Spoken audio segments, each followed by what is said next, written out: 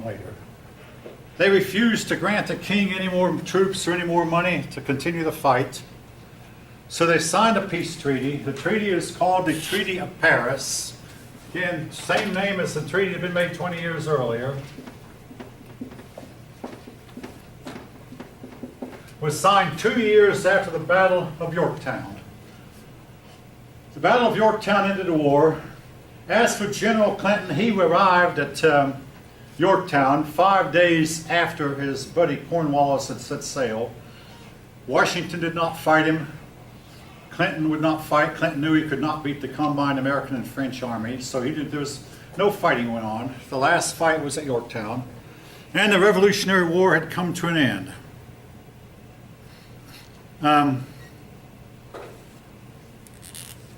Your book asks why the British lost. The British did not use their loyalists. They were afraid of them, afraid to betray them. They could have used their loyalists and won the war. The British looked on war as a seasonal activity for one thing, and the colonials would fight. I must mention, George Rogers Clark surprised the British in the dead of winter by jumping in on their forts while they were celebrating a big celebration, unaware that Clark was anywhere near them. Clark said, "Go on with your merrymaking, but you're under the subject of Virginia now, not the king," and the British flag was taken down. The flag of Virginia was put up. All this occurred in the winter. Now, the British did not realize war was not just a seasonal activity. The French, oh yes, you must mention the French. Also, the British governors and judges all fled, so the British had abdicated. All these are given as reasons why that the British lost the war. Okay. Moving on now to chapter 8. Building a Republic. Now, it's one thing, some people said it's easier to win a war than it is to make peace afterward. The situation in the colonies was so bad the first 10 years after we won the war that a lot of persons wished we were still back under the control of it. They said at least England would keep law and order. Most of your people thought we were fighting against a strong central government, so they wanted to make sure the central government was weak, so they were all loyal to their states. Primary loyalty was not to the nation, but to the state, their own individual state, whether that state be New York or Pennsylvania or Georgia.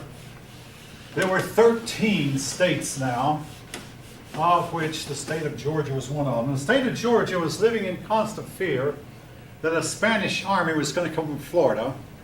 And it was not an ill-founded fear, but it never actually happened. But anyway, the book opens up with a vignette about James Madison. Now, folk, keep this man, James Madison, in mind.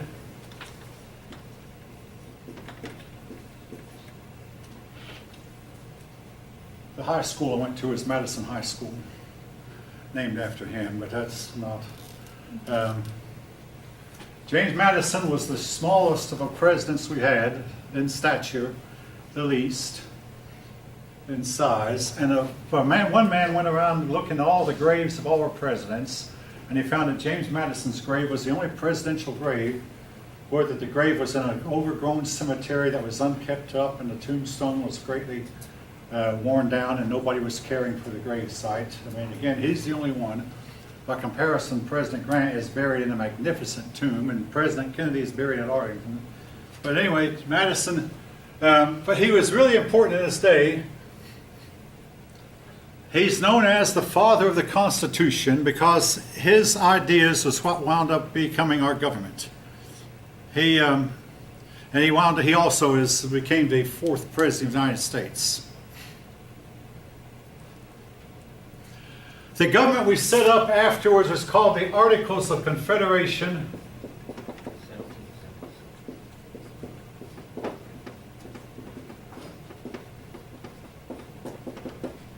It lacked the ability to make and enforce treaties. And one British diplomat who came over here to make a treaty said to our American diplomat, "Should I make one treaty with you, or should I make 13 treaties, one with each of your individual states?" he was being facetious. But nevertheless, they didn't have the power to enforce treaties, did not have the power to raise taxes. All they could do was beg for money, and each state would send what it felt like sending. In short, there was a whole lot of a lack of authority. There was no executive. In other words, we had no president during that time. There were no judges. It was just a Congress. And the congressmen were so indifferent that oftentimes they wouldn't show up when their Congress was meeting. Absenteeism was really, really high. And it was very difficult to get anything done. Well, in the meantime, 7 of our states claimed land west of the Appalachians, called Western Land Claims. The states were listed in your book: Virginia, I'm not going to write them, Virginia, Massachusetts, Connecticut, North Carolina, South Carolina, and Georgia.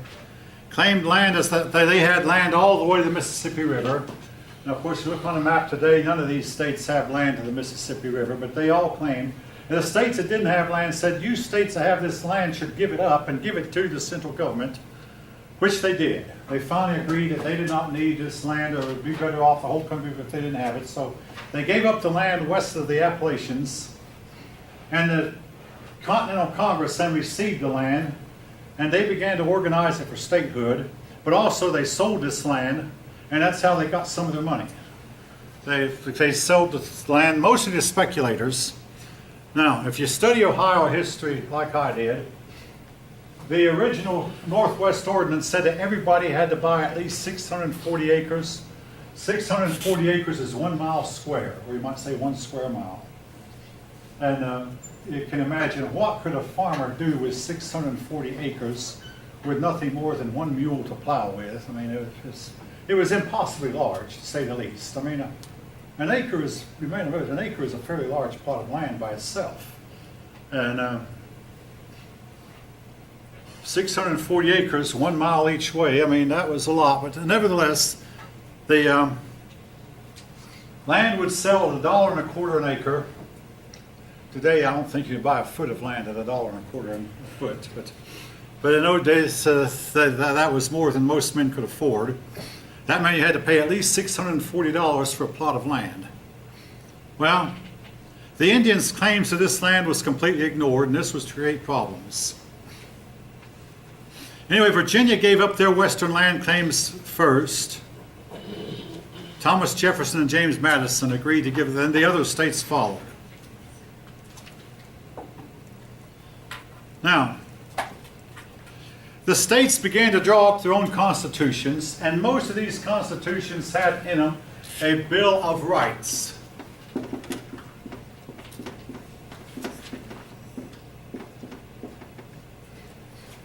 Further, it said that the government must not do the government cannot do this, cannot do that.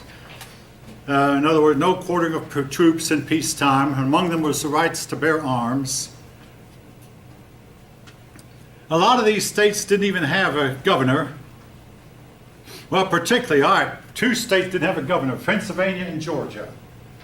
Didn't even have a governor. Don't write that down, it won't be on the tip. But at this time, Georgia didn't even have a governor. Now, if you look on a list of Georgia's governors, Georgia has had more than 100 governors, if you count all these governors who were governors for 1 year during the time when Georgia first allowed governors, or the governors from James Oglethorpe, who was the first governor, and count all these governors who were appointed by the king. Georgia has had over 100 governors. But anyway, most of the states had 2 houses of Congress with what's called the lower house, and most of the power was given to the lower house. The lower house was made up of representatives. The higher house was generally appointees. So we had 2 houses, but again, this is not done today, by the way. So now, every state had a property qualification. Only males could vote, and the only males that could vote were males who owned property.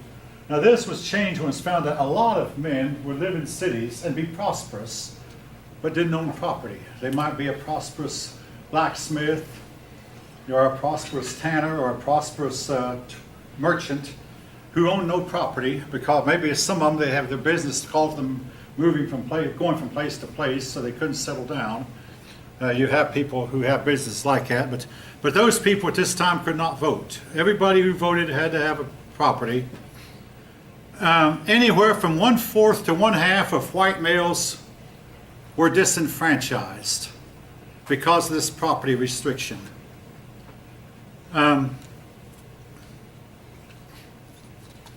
Slaves had no rights in most colonies, but eventually slavery started to be outlawed in the northern colonies. Now, there's a unique situation in Vermont. Again, when I was in high school, I read a biography of Ethan Allen. Ethan Allen was a Vermont man who worked hard to get Vermont to be an independent state. Both Virginia claimed Vermont, as did New York, and eventually not Virginia, New York and New Hampshire both claimed Vermont. Eventually Vermont went to neither one and became its own state, but New York and New Hampshire claimed Vermont. But Vermont did pass a law outlawing slavery, but then again, you can't really count this because Vermont's status as an independent state was not confirmed yet.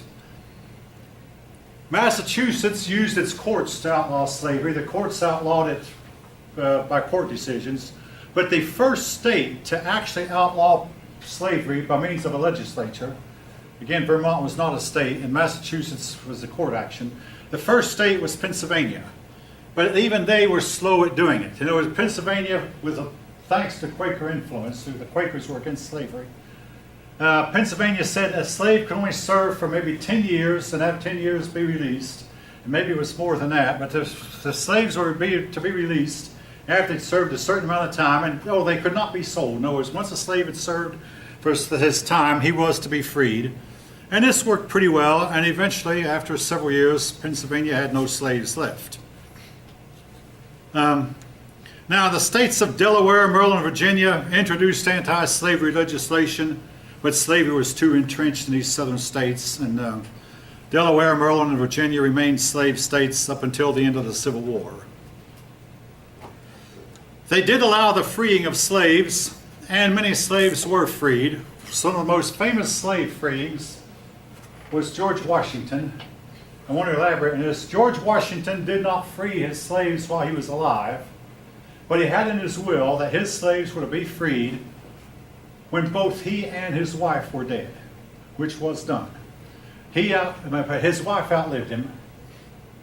He died in December of 1799 after spending too much time in a cold weather in December and exposing himself. And then he went to a doctor, and the doctor said, "You have a blood condition," and drained him of a quart of blood.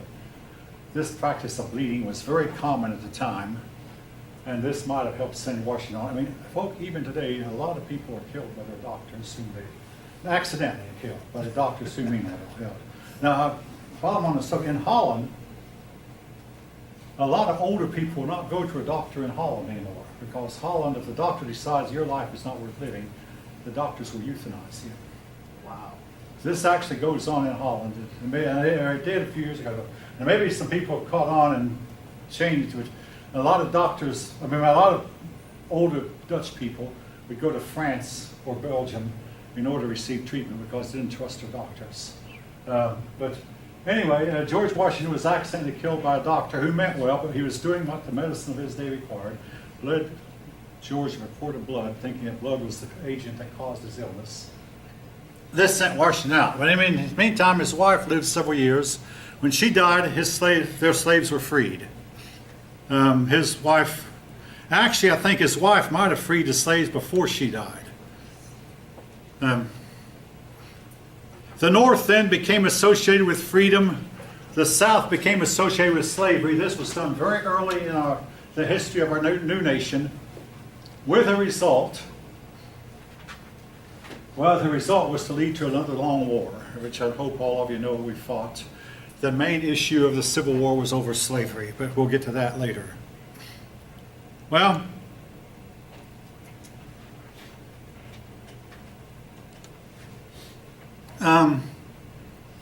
the territories in the Northwest that had been captured by George Rogers Clark, they began to organize these into states for statehood. And some of these became states right away, among them the state of Ohio, which was a state by, I believe, 1792. And Tennessee was also a state, I believe, the same year. But at first, Thomas Jefferson wanted to include that these areas were to be open for slavery. But in these, I'm talking about the Northwest Territory, what is today the states of Ohio, Indiana, Illinois, Michigan, and Wisconsin and Minnesota, these areas.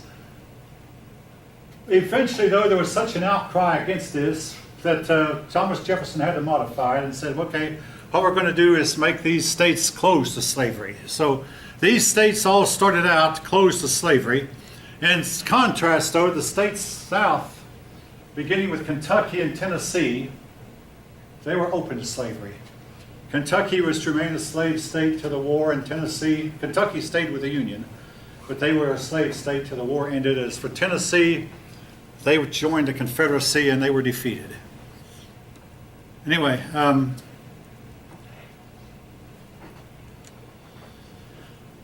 the Indians began to fight because as these states began to organize for statehood, white settlers moved in. And as the white settlers moved in, the Indians felt that their lands were encroached upon. And again, folk, I don't know what could have been done differently. The big problem was the Indians said that all the land was wide open and free to hunt. When the white settlers moved in, they'd stake out the land and say, this is my land on this side of the stake, and that's yours on that side. Then they'd start clearing away the trees and starting to plant their gardens. And the axe was one of the most commonly used instrument tools at the time. They didn't use saws yet. Now, later they used saws to cut down trees, but this time it was the axe. And cutting down the trees left a whole lot of stumps. And oftentimes the stumps would sit there for a good many years. The stumps are very, very hard to remove. Like I say, but the trees they'd chop down with axes, leave the stump, then plant their crops among the stumps. Well, the Indians began to protest, and the Indians had some uprisings in which, in the long run, the Indians lost. Now, but in the meantime, just within the state of Pennsylvania, and if you know about Pennsylvania, Pennsylvania is one of the few eastern states that have well-defined borders, running straight lines. Here's the eastern Pennsylvania, then there's the Appalachian Mountains, and then there's the western part of the Pennsylvania, which is smaller mountains or foothills. The farmers living in western Pennsylvania began to protest. Now, folk, this hits home to me personally because my own ancestors came from this region here around Pittsburgh. My dad used to own a home in Pittsburgh, in fact. He got it from his great-grandfather, from my great-grandfather, who passed it on to my grandfather, who passed it on to Dad. So my dad had a home in Pennsylvania at one time.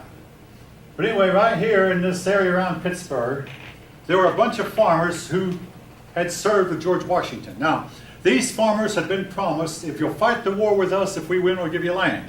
The promise was kept. And several of my ancestors went here with the land that had been given them by the federal government and by the state of Pennsylvania because they had fought in a war. Well, the federal government passed a tax on whiskey. But this time the federal government was meeting in Philadelphia. Now, the first capital was New York.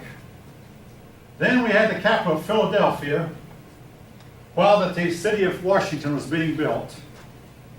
But anyway, while the capital was of Philadelphia, a bunch of farmers rose up and they refused to pay the tax. The tax collector said, I'm not leaving, I'm authorized by George Washington himself to collect this tax, and Hamilton authorized me also, I'm not leaving. They burned his house down.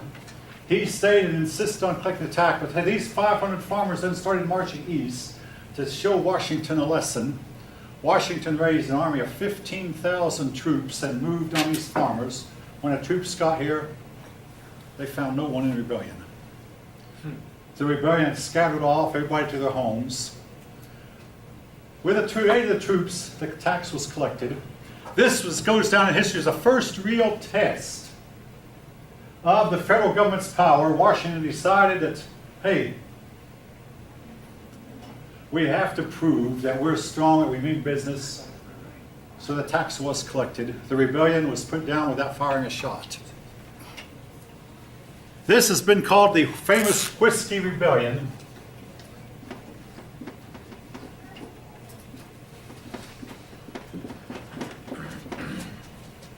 Very famous Whiskey Rebellion. Now,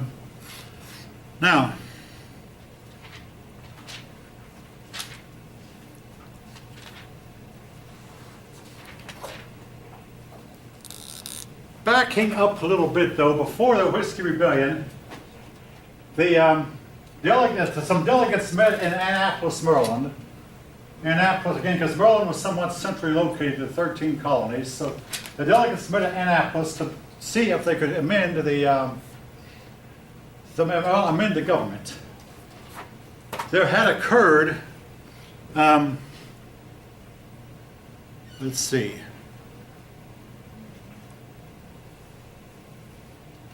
There had occurred a big rebellion up in Massachusetts in which the rich people were very much afraid that their lands would be taken. So they met at what's called the Constitutional Convention, met at Philadelphia, and there James Madison proposed that the federal government be like the government of England. We have a two-house legislature, a House and a Senate, but we also have a president and a judiciary system, judges on a federal level. The Supreme Court would become the highest court in the land, and it would be over all the other lower courts, all the state courts.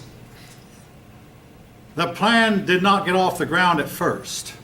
Now, George Washington presided over the meeting, but he spoke very little.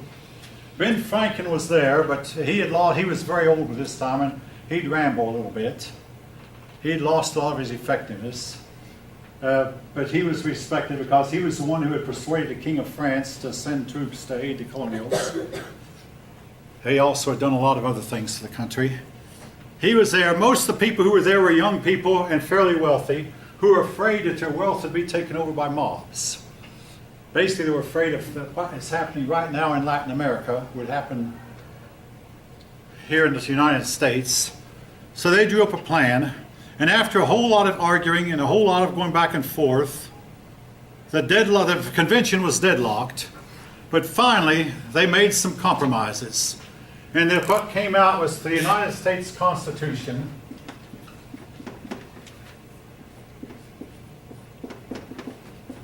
which has been called, among other things, a bundle of compromises. Now, one compromise was called the Great Compromise. The Great Compromise was so that the House would be represented according to population.